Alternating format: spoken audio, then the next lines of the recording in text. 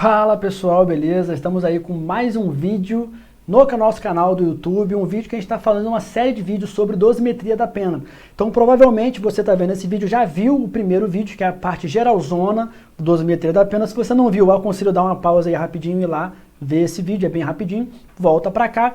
E hoje, nesse vídeo, a gente vai falar só sobre a primeira fase da dosimetria. Beleza? Então, a gente vai falar tudo sobre a primeira fase da dosimetria com base no entendimento do STJ, com base no STF, enfim. Tudo que você precisa saber sobre a primeira fase da dosimetria, a gente vai falar nesse vídeo aqui. Beleza, galera? Vamos lá então, olha só. Para começar, antes de qualquer coisa, vou deixar para vocês aí minhas redes sociais, tá? Tá aí meu Instagram profissional, meu Instagram pessoal também, quiser acompanhar, não tem problema. Meu canal no YouTube, meu site, professorcenoura.com.br, e vamos direto então para dosimetria. Olha só, a gente viu no vídeo anterior que a dosimetria ela é dividida em três fases, né? O conceito trifásico do Nelson Hungria, que está lá no artigo 68 do Código Penal. Nesse conceito trifásico, na primeira fase, eu vou analisar as circunstâncias judiciais do artigo 59 do Código Penal, e é por isso que eu coloquei ele na tela para você. Olha lá, o juiz atendendo a, aí vem, ó, culpabilidade, antecedentes, conduta social, personalidade, motivos, circunstâncias, consequências do crime, bem como ao comportamento da vítima, estabelecerá, conforme seja necessário e suficiente para a reprovação do crime, a pena. Essas são as circunstâncias do artigo 59. Na primeira fase da dosimetria, o que a gente tem? O que a gente viu no vídeo passado, tá? Qual que é o ponto de partida da primeira fase? É a pena mínima. Mínima.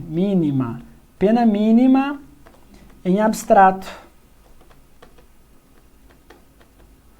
A gente viu isso, lembra? Pena mínima em abstrato. Então, a pena mínima, eu começo a minha conta da dosimetria com a pena mínima. Então, se o crime tem lá pena de 2 a 10 anos, pena mínima é 2. Eu começo com 2, minha pena. Tá? Se ele é qualificado, aí foi para 5 a 20, eu começo com 5. A qualificadora ela entra justamente nesse ponto de partida da primeira fase. Os instrumentos que eu vou ter para mexer na primeira fase, quais são? As circunstâncias, né, do artigo 59, que a gente já viu isso no vídeo passado, é uma revisão. Qual que é a finalidade da primeira fase? Fixação da pena base. Como eu falei para vocês, aprendi tudo isso com o Rogério Sanches, professor sensacional, e ele fala isso, ponto de partida, instrumentos, ponto de chegada, o objetivo, a finalidade de cada fase. Na primeira fase, o objetivo é fixar a pena base. Vamos para algumas observações genéricas da primeira fase, para depois a gente analisar uma a uma quais são as circunstâncias do artigo 59. Beleza? Vamos lá. Primeiro, com relação ao quanto de aumento, eu não tenho, na primeira fase, você vê que o artigo 59, ele não fala quanto que vai aumentar. Para cada circunstância que você achar negativa aí, você vai aumentar 6 meses, vai aumentar 1/3, não tem, né? Então, como é que a gente faz? A gente tem critérios que foram estabelecidos pela doutrina e pela jurisprudência. Então, a doutrina fala em aumentar 1/8 para cada circunstância. Vou dar um exemplo, tá? Deixa eu vir aqui para uma tela em branco. Ó. Imagina o seguinte, eu tenho um crime em que a pena é de 4 a 10 anos. 4 a 10 anos. Quando ela fala para aumentar 1/8, ela fala 1/8 por quê? Porque no artigo 59 eu tenho 8 circunstâncias judiciais.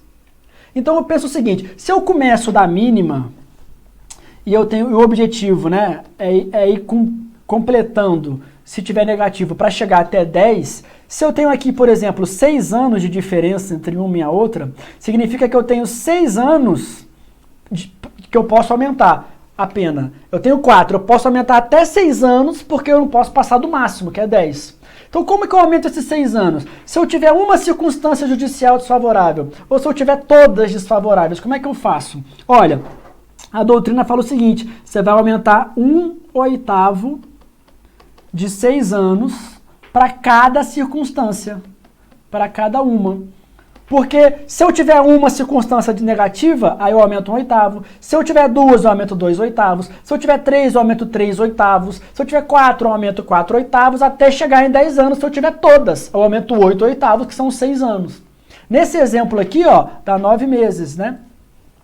9 meses. Então, para cada circunstância, eu aumentaria 9 meses. É o que a gente faz no roubo, por exemplo, de acordo com a doutrina. Então, você chega lá, vou voltar então para vocês aqui, ó, peraí. Ó, você chega lá e fala, ele tem antecedentes. Quanto que eu aumento pelos antecedentes? Segundo a doutrina, 1/8, tá? 1/8 de quanto? Não é 1/8 da pena mínima, é 1/8 da diferença entre a máxima e a mínima. 1/8 da quantidade que eu tenho para passear ali, que são aqueles 6 anos no exemplo que eu acabei de dar. Beleza? Para a doutrina, 1/8. Para a jurisprudência, a gente tem aí 1/6, tá? Inclusive, esse é o entendimento do STJ que está na tela para vocês. Olha lá, a jurisprudência dessa corte firmou-se no sentido de que a exasperação da pena base, pela existência de circunstâncias negativas, deve seguir o parâmetro de 1/6 para cada circunstância judicial desfavorável, fração que se firmou em observância aos princípios da razoabilidade e da proporcionalidade. Olha só essa ressalva, tem uma ressalva que é muito importante. O que o STJ está falando? Olha, para cada circunstância desfavorável, então, você vai aumentar 1/6. Beleza? Agora, tem como aumentar mais que 1/6? 1/6 é um limite. Eu posso aumentar mais que 1/6. Olha o que o STJ fala. Ressalvada a apresentação de motivação concreta, suficiente e idônea, que justifique a necessidade de elevação em patamar superior. Esse patamar superior que ele está falando aqui, ó, é um patamar superior a quanto? A 1/6. Vou dar um exemplo, olha. Ele tem maus antecedentes, uma condenação lá, eu vou aplicar 1/6. Agora, ele tem 30 condenações, eu não vou aplicar 1/6 de valoração negativa, entendeu? Eu posso botar ali 3 anos, 30 condenações, 3 anos, entendeu? Então isso que o STJ está falando, desde que você use uma motivação ali, você pode usar um patamar acima de 1/6, mas em regra, para o STJ a gente tem aí 1/6, tá? Então já falei do patamar superior também. O que mais? Olha, na primeira fase, a gente não pode ultrapassar os limites do preceito secundário. Ou seja, se a gente tem um crime em que a pena é de 4 a 10 anos, na primeira fase eu não posso passar de 10 anos. Por isso que a gente usa 1/6 em 1/8 da quantidadezinha que tem ali até chegar em 10. Justamente para não passar de 10. Nem pode diminuir de 4. Beleza? Eu tenho que estar preso ali no limite do preceito secundário, do mínimo e do máximo da pena. O que mais? Tem que ter fundamentação específica para cada circunstância.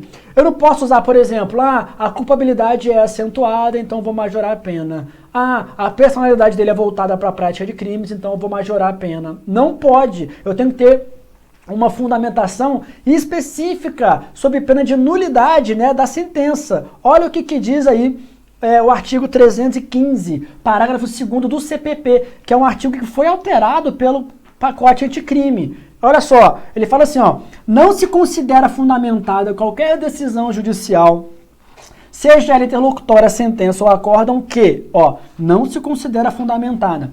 Limitar-se à indicação, à reprodução, à paráfrase de ato normativo, sem explicar sua relação com a causa, empregar conceitos indeterminados, sem explicar o motivo concreto da incidência, invocar motivos que se prestariam a justificar qualquer outra decisão, ou seja, um padrãozão, não enfrentar todos os argumentos deduzidos no processo, limitar-se a invocar precedente ou enunciado de súmula, sem identificar os seus fundamentos, nem demonstrar que o caso sob julgamento se ajusta à súmula, deixar de seguir enunciado da súmula de jurisprudência ou precedente invocado pela parte, sem demonstrar a existência de distinção no caso de julgamento ou superação do entendimento. Se você fizer tudo isso, não vai ser considerado fundamentado. Se você ficar repetindo o modelo, né? Fala assim, olha, a parte juntou um acórdão, por exemplo, do STJ, que fala sobre um assunto.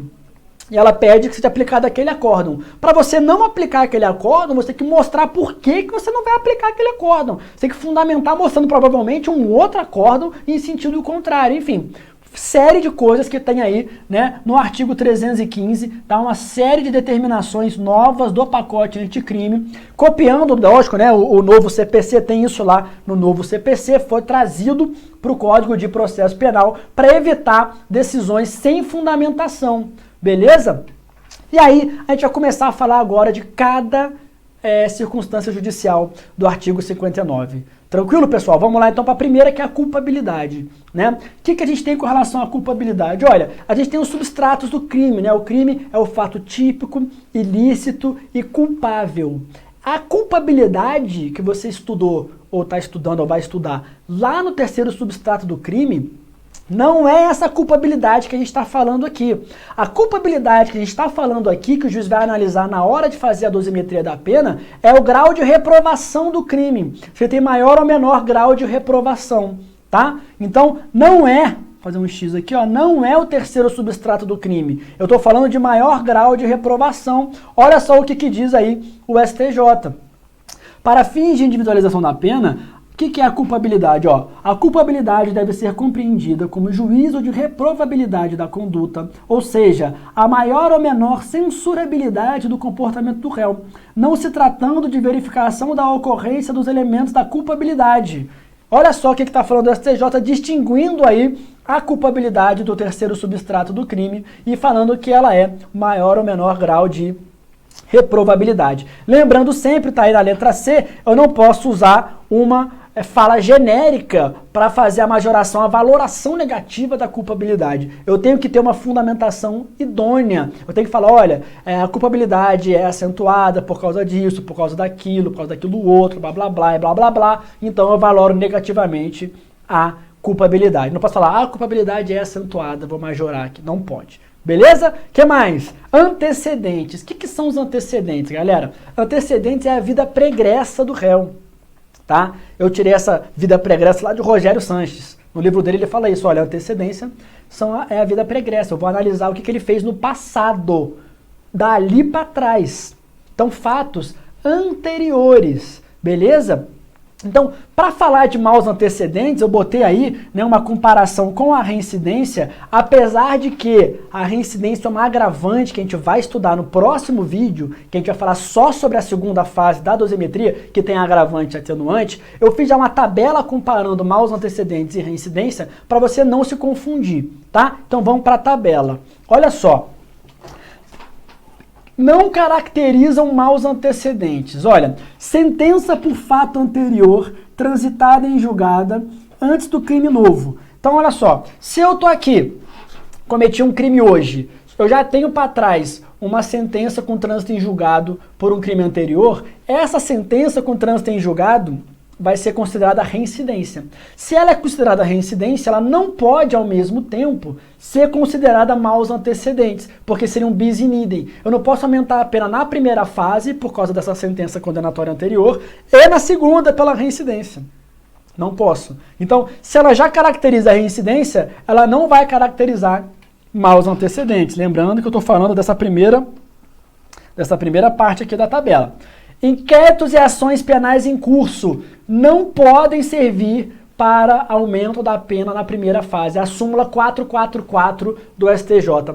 Será que cai em concurso? Despenca a súmula 444 do STJ. Faz um asterisco aí, súmula 444 do STJ. Tá? Que ela cai bastante. A ação penal que está em curso ainda não é maus antecedentes. Ah, ele responde por 5 processos, então vou aumentar a pena. E se ele for absolvido nos 5? E se não foi ele?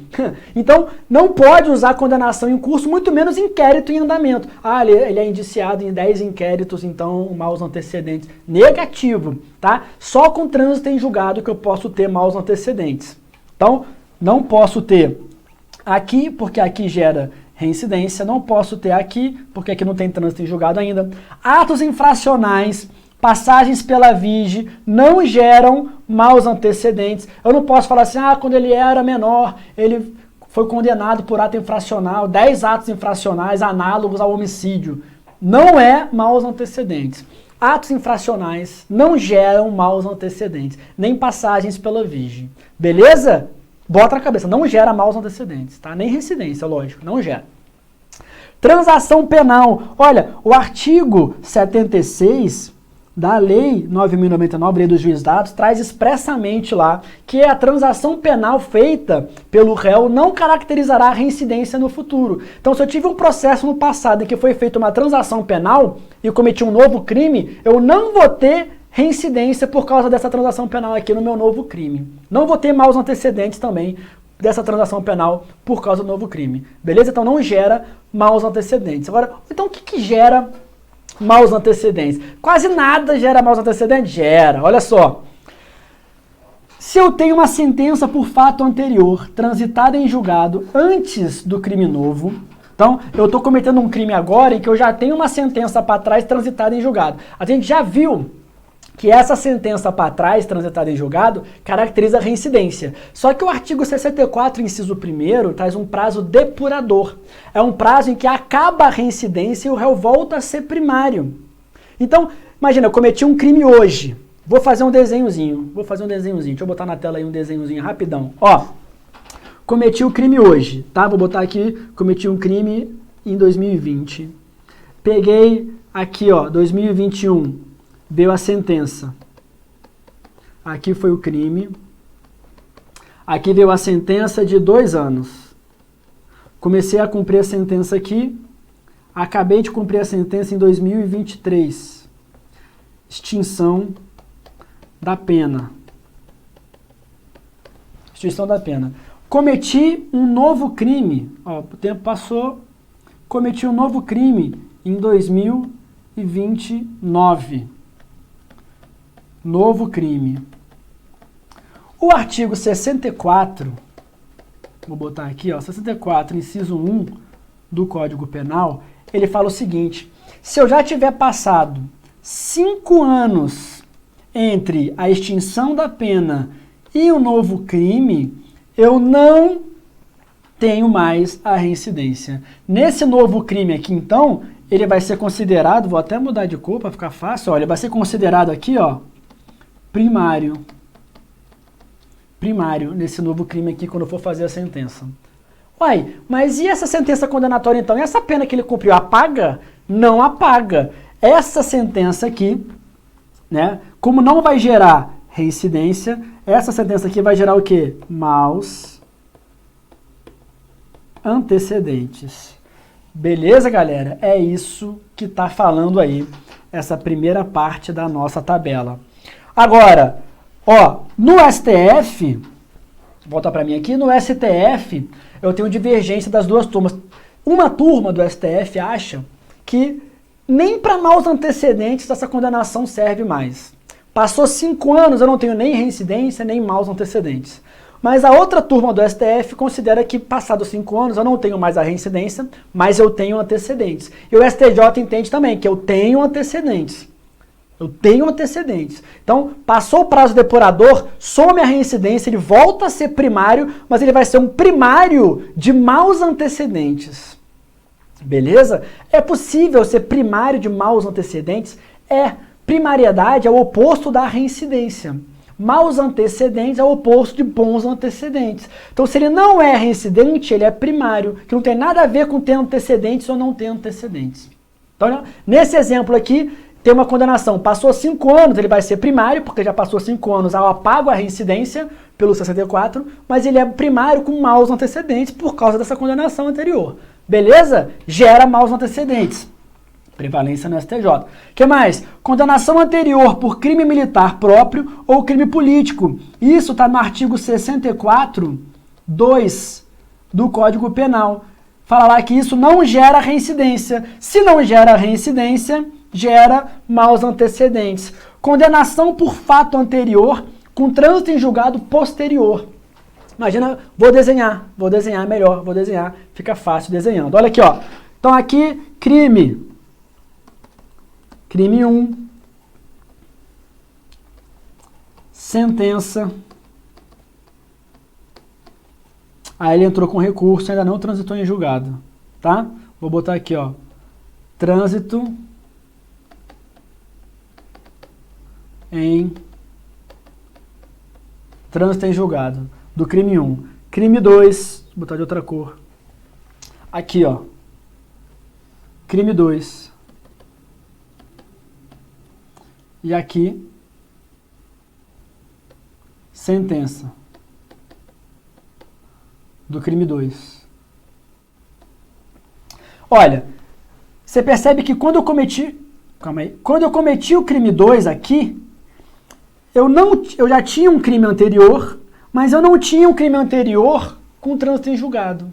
Eu não tinha um crime anterior com trânsito em julgado. Eu tinha um crime anterior que não transitou em julgado. Só que quando eu fui fazer a sentença, aí eu tinha um crime anterior com trânsito em julgado. Olha só, aqui eu tenho um crime anterior com trânsito em julgado posterior. Posterior ao quê? Ao crime, ao cometimento do crime. Mas tudo tem que ser antes da sentença. Quando eu cheguei na sentença, para eu ter maus antecedentes na sentença, eu só posso usar como maus antecedentes na sentença coisas com trânsito em julgado. Se não transitou em julgado, esquece. Tá? Tem que ter o trânsito em julgado. Nesse caso, quando eu cometi o crime, não tinha o trânsito em julgado ainda. Apesar de ser um fato anterior, um fato antecedente, eu não tinha o trânsito em julgado ainda. Mas esse trânsito em julgado aconteceu antes de eu chegar na sentença. Eu não posso usar como reincidência esse fato. Porque a reincidência exige que no cometimento do crime eu já tenha tido um crime anterior com o trânsito em julgado anterior. Se o trânsito em julgado é posterior, mas ainda foi antes da minha sentença, eu posso usar, porque transitou em julgado. É um fato anterior com trânsito em julgado. Então eu posso usar. Só que eu não posso usar como reincidência. Então ele é usado como o quê? Como maus antecedentes. Beleza? Por isso que está aqui, deixa eu voltar aqui minha corzinha pro vermelho. Por isso que está aqui, ó. Antecedentes. O que mais? Condenação anterior por contravenção penal. A contravenção penal não gera reincidência. Ela só gera reincidência em outra contravenção penal. Então, se eu fui condenado anteriormente, jogo do bicho, depois cometi um crime de roubo, esse jogo do bicho anterior aí não vai ser reincidência para mim, mas vai ser maus antecedentes para mim. Aumento a pena na primeira fase da dosimetria. Beleza? O que mais? Conduta social. Conduta social é um modo de vida, né? É um modo de vida. Eu posso usar condenações anteriores. Olha só, o que acontecia antigamente? O réu vinha lá e tinha 4 condenações, tá? Vou botar aqui, ó. Não, calma, apertei errado. Vou botar aqui, tá? Ó, ele vinha lá e tinha 4 condenações. A condenação A, condenação B, condenação C, condenação D, tudo com trânsito em julgado anterior. O que eu fazia? Eu botava essa aqui para reincidência. Aí essa aqui eu botava em maus antecedentes. Essa aqui eu botava na conduta social. Essa aqui eu botava na personalidade voltada para o crime. E aumentava a pena na primeira fase, ó, 3 vezes. Aumentava aqui, aumentava aqui, aumentava aqui. Então se eu ia aumentar 1/6 para cada uma, 1 ano aqui, mais 1 ano aqui, mais 1 ano aqui. Era isso que estava acontecendo. E aumentava lá na reincidência na segunda fase. O que o STJ passou a entender? Que eu não posso usar condenações anteriores para majorar a pena na primeira fase em conduta social e personalidade. Eu não posso. Então eu vou dar um exemplo. O que está acontecendo no STJ? Está acontecendo o seguinte. Imagina que a pena era de 4 a 10. Eu usei aqui, ó, 3 anos. Então, de 4 eu somei mais 3 na primeira fase e cheguei a 7 anos na primeira fase. O que o STJ tem falado? Olha, você não pode valorar, vou mudar de cor, você não pode valorar negativamente a conduta social nem a personalidade. Porém, como ele tem 3 condenações, lembra que eu falei para vocês que a gente usa 1/6 para aumentar, mas caso tenha um motivo relevante, a gente pode valorar mais do que 1/6. O que o STJ fala? Olha, como ele tem 3 condenações, eu vou aumentar em 3 anos os antecedentes. Ou seja, ele fala assim, olha, esse 1 ano vai ser nos antecedentes, aqui também. Eu tive um recurso em que o STJ falou assim, olha, eu reformo a sentença não para mudar a pena, eu não tive um reformácio impédios, eu não estou prejudicando, a pena continua em 7 anos. Só que em vez de eu falar que eu estou usando 1 ano para antecedente, 1 ano para conduta e 1 ano para personalidade, eu vou falar que eu estou usando os 3 anos para os antecedentes, porque ele tem muita passagem. Isso que entende o STJ. Beleza? Volta para cá. Condenações anteriores, então, tá aí, ó. Essa quinta turma decidiu que é inidônea. Deixa eu mudar de cor, né? Porque inidônea, agora sim, ó. Inidônea. A utilização de condenações anteriores transitadas em julgado para inferir negativa a personalidade e a conduta social. Não pode, tá? Julgados, olha, todos bem atuais, tá? Ó, bem atuais que eu estou usando para o nosso vídeo de hoje. Para fechar, personalidade do agente. Personalidade do agente. Exige laudo pericial? O STJ entende que não. Né? Tem gente que fala o seguinte, o juiz não é psicólogo, o juiz não pode aferir a personalidade do agente na primeira fase, tem que ter um laudo de um psicólogo falando que ele tem a personalidade voltada para o crime. O STJ entende que não precisa, tá, de um laudo psicólogo, psiquiátrico, não precisa. Porém, para um juiz utilizar a majoração da pena na primeira fase em relação à personalidade do agente, ele tem que ter muitos elementos no processo, a maioria das vezes não usa. Estava usando os atos infracionais. Lembra que eu falei que atos infracionais a gente não usa como maus antecedentes? Era usado atos infracionais para caracterizar a personalidade voltada para o crime. Falava assim, olha, percebe-se que quando ele era menor, ele praticava vários atos infracionais, então ele tem a personalidade dele voltada para a prática de crimes. Só que o STJ entende agora o seguinte, olha só, nas duas turmas, eu fiz questão de destacar as duas turmas, julgados bem recentes, beleza? Ó, a jurisprudência pacífica no sentido de que atos infracionais não podem ser considerados maus antecedentes, tampouco pode ser utilizado para personalidade voltada para a prática de crimes, conduta social, não pode usar maus antecedentes. Sexta turma, não é possível usar atos infracionais anteriores para fundamentar a majoração da pena base. Não posso usar ato infracional para nada, para nada. Beleza? Não pode. Então isso é a personalidade. Passamos para motivos do crime. Motivo do crime nada mais é do que um porquê. Por que ele cometeu esse crime? Olha o que diz o STJ. Ó, olha o que diz o STJ. A fundamentação do vetor motivos do crime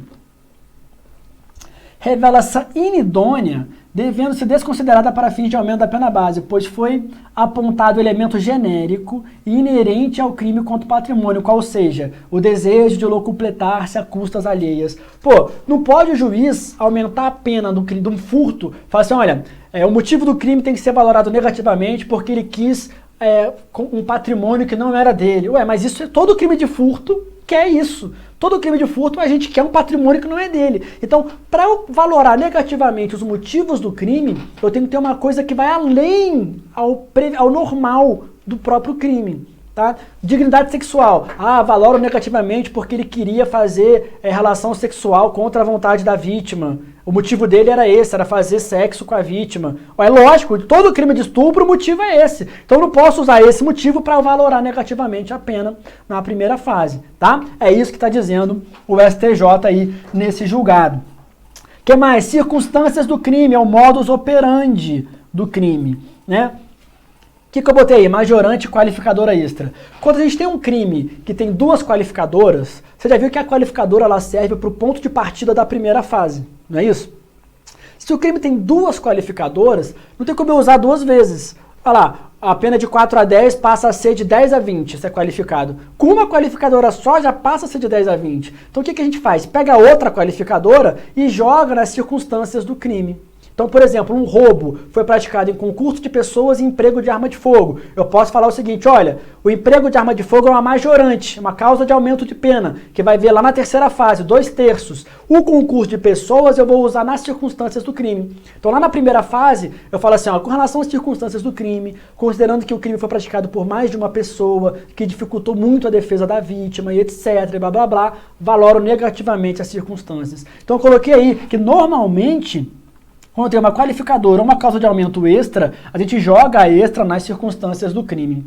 Consequências do crime. Vamos ver o que diz aí nosso querido STJ, praticamente ontem, né? Olha aí, ó. Em relação às consequências do crime, que devem ser entendida como resultado da ação do agente. O que é consequências do crime, então? Ó, ele trouxe o conceito, ó. Resultado da ação do agente, a avaliação negativa de tal circunstância judicial mostra-se escorreita se o dano material ou moral causado ao objeto tutelado revelar superior ao inerente ao tipo. A consequência do crime foi que a vítima perdeu o notebook. Foi um crime de furto. Consequências do crime é uma coisa bizarra. É uma coisa psicológica, um dano psicológico, sabe, dano moral. Por exemplo, a gente viu um caso em que uma menina foi vítima de satisfação da lascívia. Então, ela ficou perturbada, tentou se matar depois do crime, etc. Isso é uma consequência muito grave que extrapola as consequências normais desse crime. Então eu posso valorar negativamente na dosimetria, beleza? Em consequências do crime. Olha só, questãozinha sobre consequências do crime. Peraí, antes de falar das questõezinhas, volta. Vamos falar do comportamento da vítima. O comportamento da vítima, que é uma circunstância que está no artigo 59, ela é uma circunstância neutra ou favorável ao réu. No direito penal, a gente não tem a culpa concorrente da vítima. Ah, não, mas o crime só aconteceu porque a vítima colaborou. Sabe, a vítima colaborou e tal. Olha, o fato da vítima ter colaborado não exclui a culpa do agente. Porém, na dosimetria, o juiz pode considerar isso a seu favor, como uma forma de tirar a pena. Então, se eu já aumentei pena por antecedente, personalidade, não sei o quê, se a vítima colaborou, eu vou diminuir um pouco a pena, tá? É uma circunstância que é favorável ao réu. Beleza? O comportamento da vítima. Agora sim, questãozinha de 2019. São circunstâncias que devem ser analisadas na primeira fase. Vamos lá. Embriaguez pré-ordenada, agravante. Tipicidade conglobante, nada. Circunstâncias e consequências do crime, olha, artigo 59. Erro de proibição, excludente de ilicitude, regime no final, comportamento da vítima, sim. Mas aqui o regime está errado. Letra C, então, é a nossa resposta. O que mais? Olha só. Na madrugada de determinado dia, João e Fernando, em conluio, dirigiram-se ao galpão de um porto, com a intenção de furtar um barco guardado no local. Enquanto Fernando subtraiu bem, após ter escalado o muro, arrombado o portão, deixando vestígios, João observava o movimento transeúnte com o intuito de garantir que Fernando realizasse o furto sem ser visto. Reconhecidos por testemunhas, eles foram presos. Concluída a instrução, o juiz fez a sentença, que reconheceu os fatos, confirmando apenas por testemunhas. João possui extensa folha de antecedentes, constante em inquéritos policiais, além de 2 condenações definitivas anteriores ao presente fato criminoso. 2 condenações anteriores, sendo que uma delas cumprida há 6 anos antes do fato. Ou seja, uma delas, essa daqui, não pode gerar reincidência. Eu boto essa daqui, se ele tem 2, eu boto uma no maus antecedentes, que vai ser justamente essa aqui, que passou 6 anos, artigo 64, inciso 1, do fato depurador, e a outra eu uso na reincidência. Então vamos lá. O juiz pode aumentar a pena base em razão da personalidade desajustada de João, constatada em sua extensa folha de antecedentes? Vimos que não. O juiz pode considerar como maus antecedentes a condenação anterior cumprida por João, apesar de essa ter ultrapassado o prazo depurador? Pode, de acordo com o STJ. Se eu tenho o prazo depurador de 5 anos ultrapassado, ele deixa de ser reincidente, mas eu posso usar como valoração negativa dos antecedentes. Beleza? Tem mais? Deixa eu ver se eu botei mais questão. Tem mais questão. Mais 3, vamos lá, para fechar. Vedada a utilização de inquéritos policiais e ações penais em curso para agravar a pena base, não se configurando a má antecedência se o acusado ostentar a condenação por crime anterior, transitado em julgado após o novo fato. A gente já viu que se eu tenho uma condenação anterior transitada em julgada posterior, eu não vou ter reincidência, mas eu vou ter maus antecedentes, tá? E aqui ele fala o seguinte, não se configurando, e aí tá errado, porque se configura maus antecedentes, condenação anterior com trânsito posterior, tá na tabela que eu falei para vocês. Vedada a utilização de inquéritos policiais e ações penais em curso para agravar a pena base, maravilha, súmula 444 do STJ, e aqui também, né, utilização de inquéritos, etc. Súmula 444. Cai pouco. Walter Maior e Capaz foi preso preventivamente em uma das fases de uma operação policial. Ele já era réu em outras 3 ações penais e estava indiciado em mais 2 outros IPs. Olha, era réu em 3 ações, indiciado em 3 inquéritos. Nessa situação, as ações penais podem ser consideradas para agravamento da pena base. Não podem, mas os IPs não pode nada, nem as ações, nem os inquéritos podem. Então a questão está errada. Súmula, mais uma vez, 444 do STJ. Para vocês verem que ela cai bem pouquinho. Com isso, a gente encerra mais um vídeo sobre direito penal, falando da primeira fase da dosimetria, tá? Um vídeo muito legal, que eu falei muita coisa, muito informativo, muita jurisprudência do STJ. Então, clique aí no gostei, se inscreva no canal, não deixe de fazer parte disso, indique para os seus amigos que estão estudando, que precisam ver esse vídeo e fique esperto para o vídeo de segunda fase da dosimetria. Tranquilo? Fecha a conta então, passa a régua. Tchau, obrigado!